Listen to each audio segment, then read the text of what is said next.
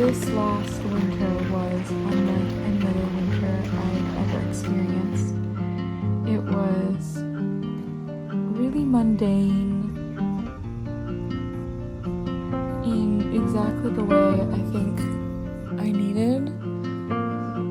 I would say that over this time, it was the first time that I'd ever felt what being like a real functional adult was like. I've been able to create like a real community around myself, and I finally created a routine and stability.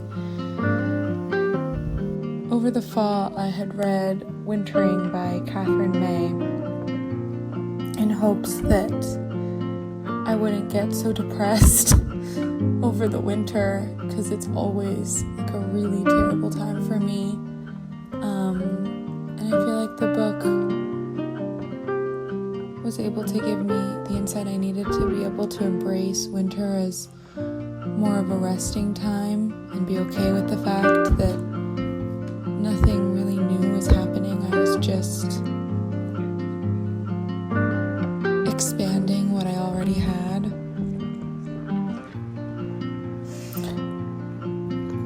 This also may have been because I've realized this year that I'm really not meant to live somewhere this cold, long term at least, but at least I was able to prepare more, and I stayed consistent with yoga. I started tracking my reading, which has kept me motivated to read more. Looking back on it, I don't think I really appreciated the routine and stability while I had it. I just kept looking for the next thing when I could have been just appreciating the stillness that I had. I honestly didn't get any really cohesive footage, but I did document one day, so I just wanted to share what a normal day over the winter kind of felt like, and just the simple joy that I was able to find in like a relaxing routine, I guess.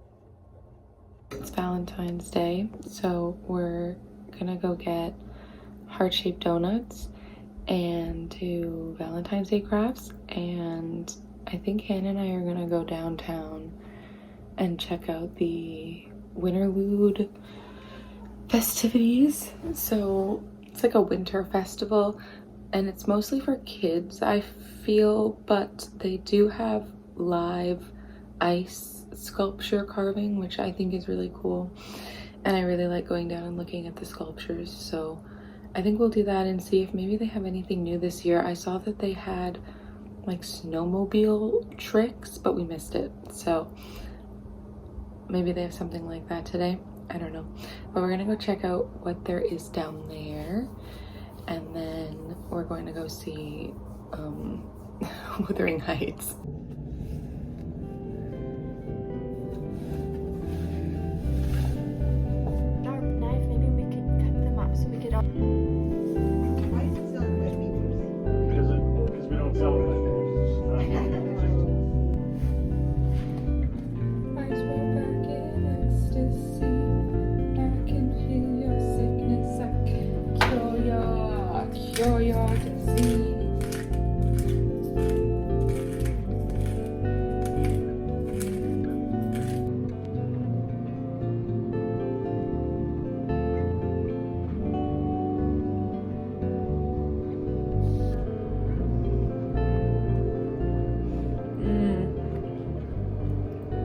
Pinto beans are so creamy.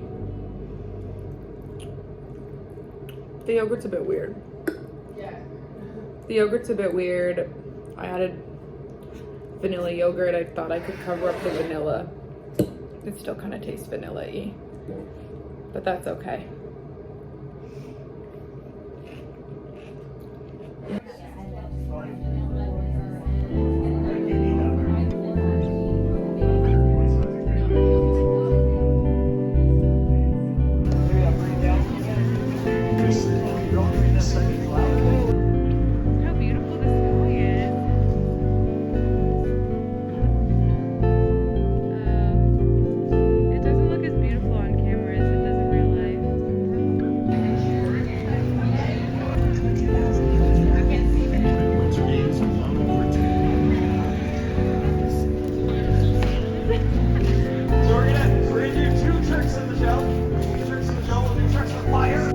We just got back from the ice sculptures. They were so beautiful.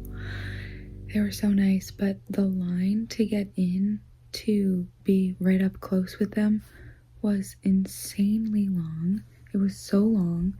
So we would have been waiting there for hours if we had waited in the line. So we just kind of stood on the outside and looked, and it was good enough.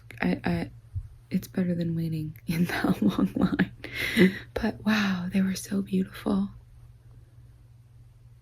They were so beautiful. I can't believe how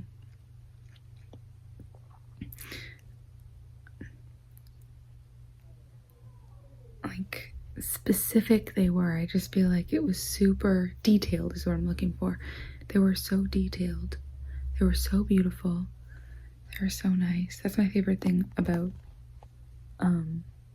winters in Ottawa is that, well, it was kind of sad. This year they like, I don't know why they did this. They grouped them all together under one tent and then made you walk through like a walking path, which in theory is a good idea, but it's actually not, because then you're stuck waiting in these huge lines, whereas usually they kind of disperse them around the city and then you can kind of stumble upon them. The space between them is much bigger, so it takes longer to get to each one, and therefore there are way less crowds around them usually. So I was a little bit disappointed with the way that they organized the festival this year, but it was still really cute and they were still really impressive. And next to it they had like a little Olympics viewing area where they had beanbags and all the kids were sitting and watching the Olympics. I thought it was really cute. Too cold for me, but cute.